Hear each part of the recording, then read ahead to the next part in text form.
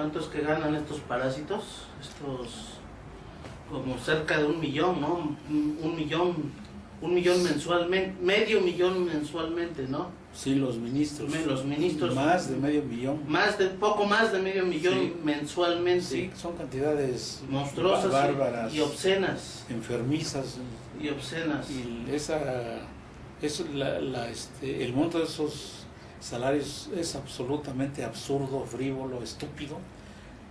porque en primer lugar el servidor público debe de ser un ejemplo a los demás y que se vean los sueldos de la pobre gente que no tiene nada, los empleados menores de esas dependencias que ganan sueldos mucho menores y que sin embargo sí se consideran razonables, y esos sueldos altísimos se deben bajar de una manera drástica, sin contemplaciones. Los argumentos que aducen son puras falacias.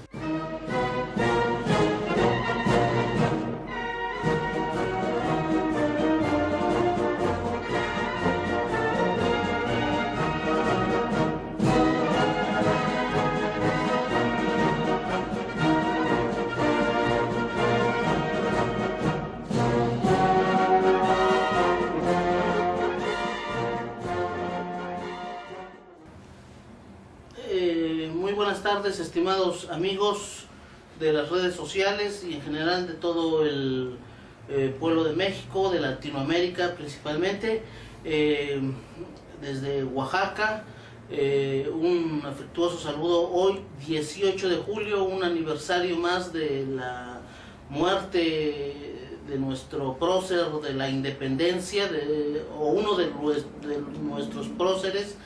de la independencia, porque también la guerra de reforma es también una guerra de independencia en donde se luchó contra el Vaticano, contra otros imperios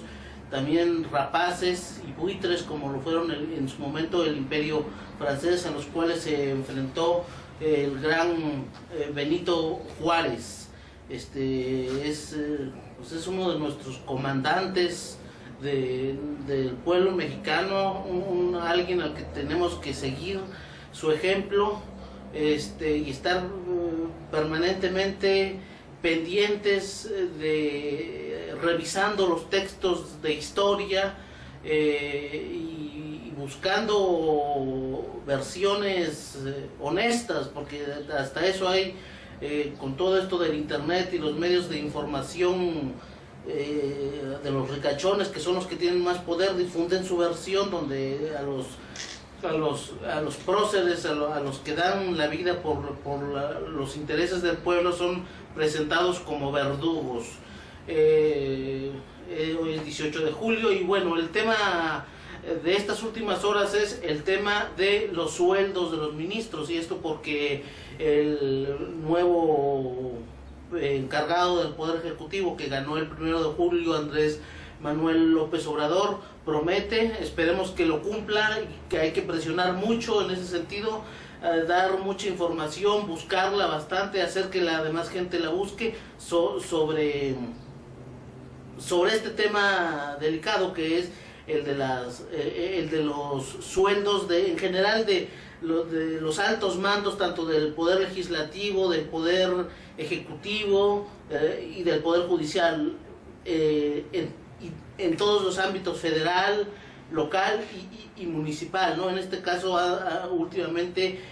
recientemente ha sonado que los que no están a favor de esta disminución de los salarios, y abiertamente han mostrado su descontento, están en contra de ellos, son los altos mandos del Poder Judicial, tipejos, hay que decirlo, gente incluso peligrosa, del tipo como Eduardo Medina Mora, que están en contra de que se les rebaje el sueldo. ¿Cuál es tu comentario, compañero?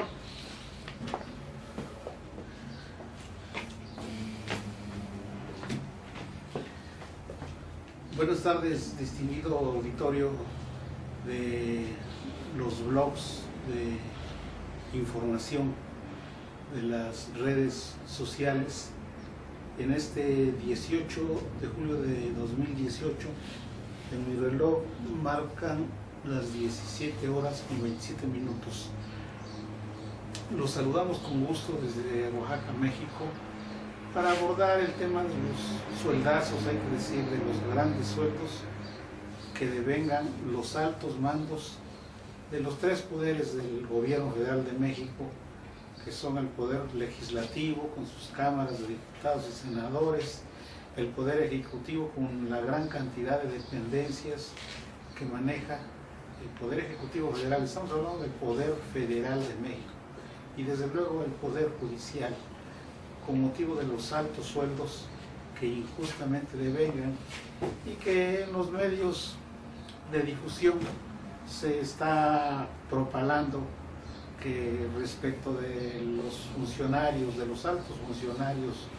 judiciales de la Suprema Corte y de Justicia y del Consejo de la Judicatura, tienen una serie de escrúpulos en ese medio acerca de que se aducen una serie de razonamientos falaces en el sentido de que es necesario mantener estos sueldos tan altos a ese personal del Poder Judicial, cosa absolutamente absurda,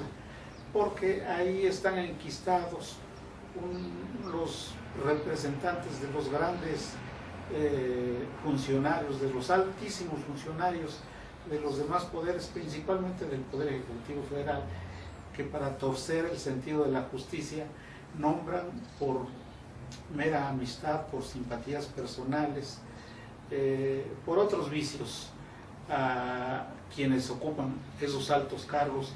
entre los cuales desde luego están los ministros, llamados ministros, que mal nombrados porque son jueces, pues, no sé, de la instancia que sea,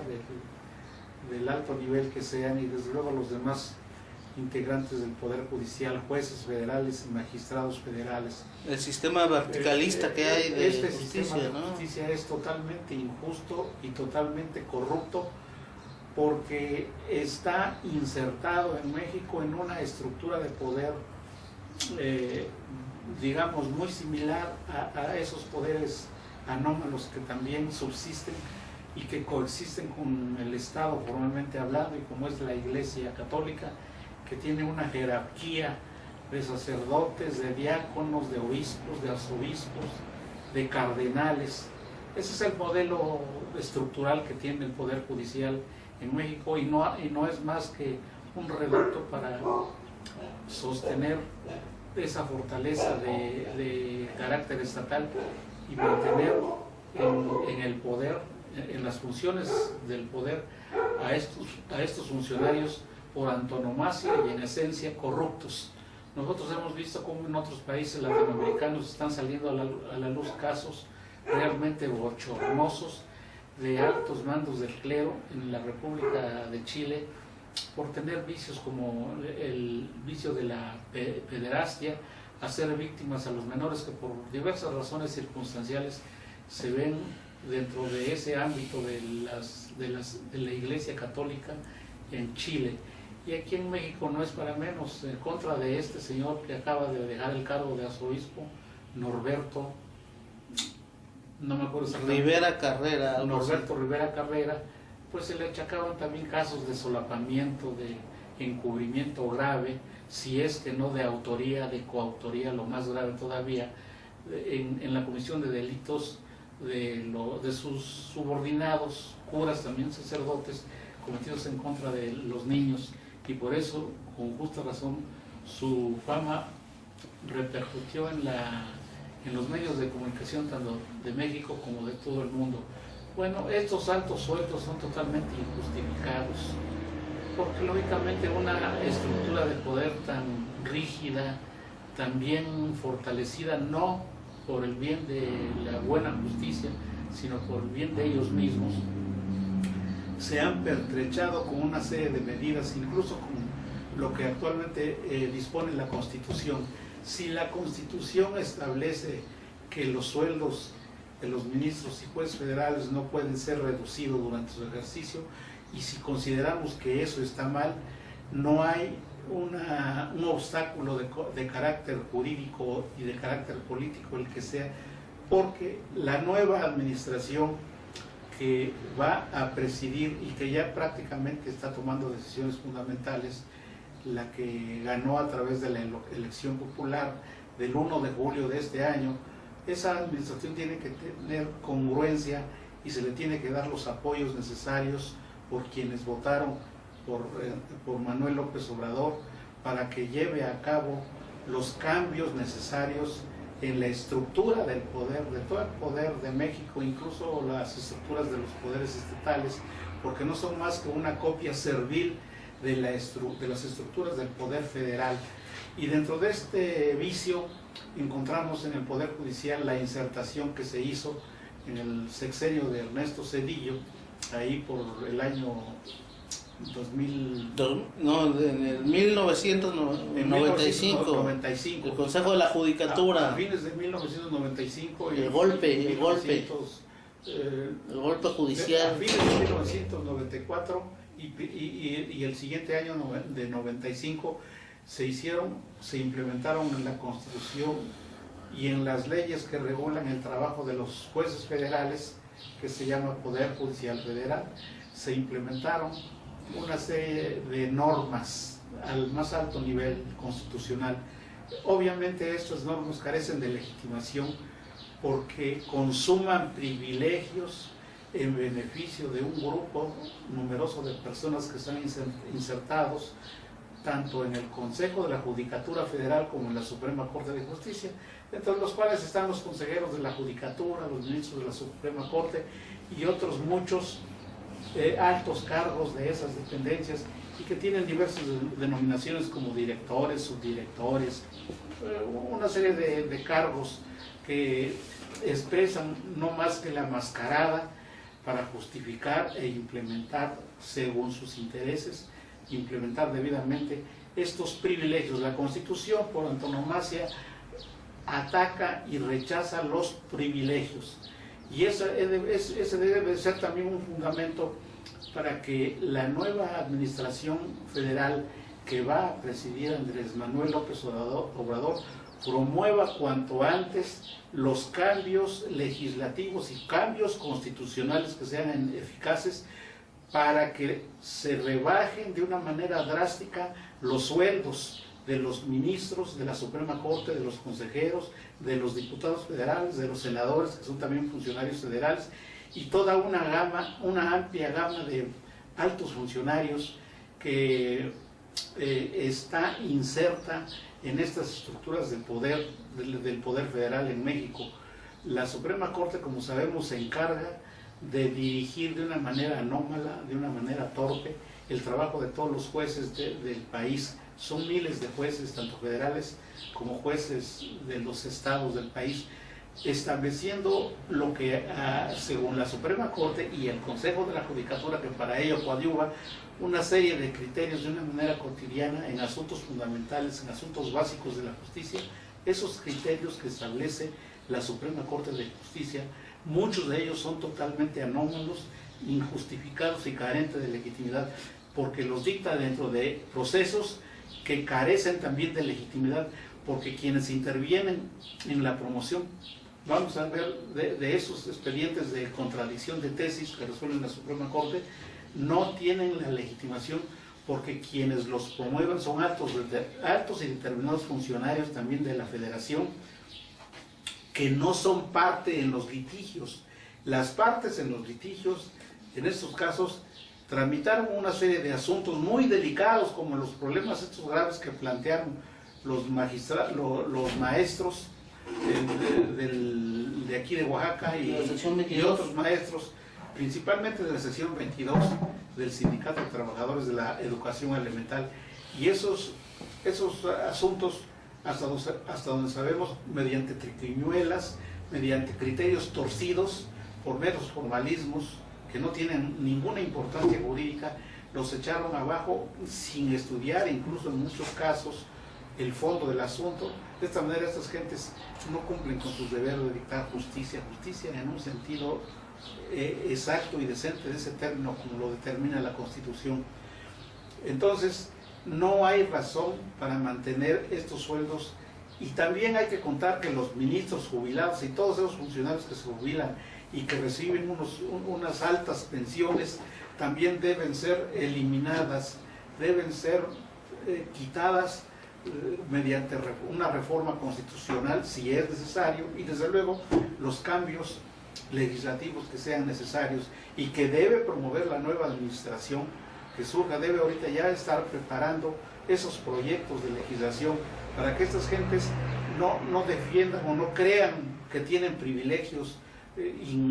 indebidos, totalmente injustificados. En eso puedo yo dar un aporte, porque estas gentes no tienen absolutamente ninguna razón hay para que en la Constitución como en la que se cobijan consume y consagre privilegios. Nosotros podemos tener como referencia los principios mediante los cuales aplicó la justicia y gobernó Benito Juárez, una persona conocedora le utilizó el término la honrada medianía, del problema, de los graves problemas de México, que consistieron en la austeridad. Esos próceres dieron la vida, incluso grandes cantidades de soldados mexicanos que lucharon en contra de la intervención francesa, que tenía por objeto establecer aquí una sucursal, una monarquía, un estado en forma de reino al tipo de los demás reinos caducos de Europa. Y Juárez luchó en una guerra primero en contra de los reaccionarios mexicanos de aquí, encabezados principalmente por el clero, por los altos dignatarios,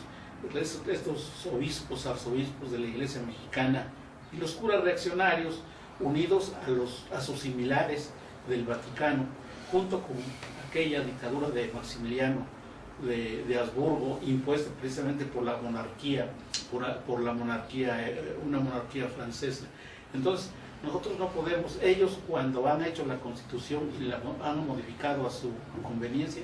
el pueblo ha estado desarmado. Entonces la Constitución en ese aspecto no es intocable. Tomemos el ejemplo del teórico Ferdinand Lassalle. Ferdinand Lassalle, teórico alemán de derecho constitucional, que conocía también el aspecto militar de Prusia, los factores reales. Y Ferdinand Lassalle hizo valer precisamente que la Constitución no es sino un reflejo de los intereses que se mueven, que juegan en la vida real de un país, de una nación. Ahora, Andrés Manuel López Obrador recibió un mandato como presidente ya electo, recibió el mandato de que haga los cambios necesarios, tanto en las leyes, tanto en las normas, en la Constitución, para que ajuste su programa de gobierno, su programa de acción, su programa de actividades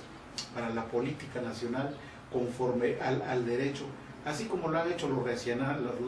reaccionarios gobiernos federales que hemos tenido, esos gobiernos o pseudo gobiernos que encabezaron Ernesto Zedillo Ponce de León, Vicente Fox Quesada, este otro señor Calderón,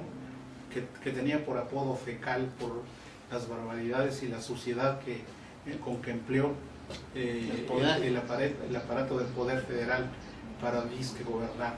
Así es que a rebajar esos privilegios, a quitarles esos sueldazos y dejarlos en la medida en que no rebasen el sueldo que va a tener Andrés Manuel López Obrador como presidente de la República.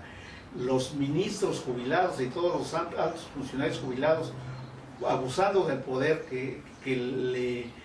han despojado al pueblo, han dictado normas de privilegio y también a sus intereses, a los que se han opuesto, a los que han disentido de sus criterios, los han castigado, como en el caso de numerosos magistrados y jueces federales a quienes se castigan no por las acciones que hacen valer de una manera sucia el Consejo de la Judicatura, verdugo de los jueces y magistrados federales, no por las razones y causas que ellos aducen, sino por fines inconfesables, porque los criterios que emplean en sus resoluciones son criterios imparciales y que incluso pueden contradecir los absurdos criterios que frecuentemente dictan los ministros de la Suprema Corte, e incluso copiando a estos los mismos tribunales colegiados integrados por 3 magistrados facciosos, porque también dictan resoluciones anómalas y sucias, aplicando de una manera automática los criterios de la Suprema Corte. Es lo que podemos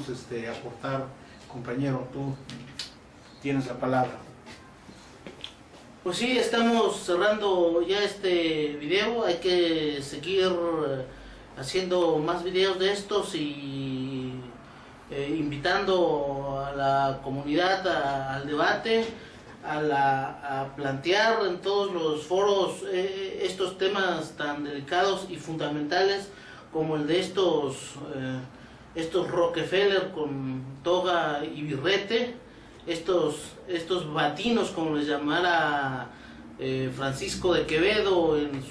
su poema a un juez mercadería: las leyes con que juzgas, oh batino, menos bien las estudias que las vendes. Lo que te compran solamente entiendes. Más que Jasón te agrada el vellocino, el humano derecho y el divino. Cuando los interpretas, los ofendes, y al compás que la encoges o la extiendes, tu mano para el fallo se previno. No sabes escuchar ruegos baratos, y solo quien te da te quita dudas. No te gobiernan textos, sino tratos, pues que de intento y de interés no mudas. O lávate las manos con Pilatos, o con la bolsa ahórcate con Judas. Aconsejamos leer mucho este tipo de literatura, mucha literatura como la de Fernando L. Tamayo, donde vienen muchos documentos sobre Benito Juárez. Por ahí hay uno donde incluso habla que este gran prócer murió en la pobreza, que apenas tenía unas pocas pertenencias y que murió en la raya. Incluso algún brillante historiador como José Mancisidor habla que murió incluso repentinamente. Habría que poner la lupa en ese momento histórico y ver por qué lo dice, ¿no? Hasta otra próxima ocasión, estimados amigos.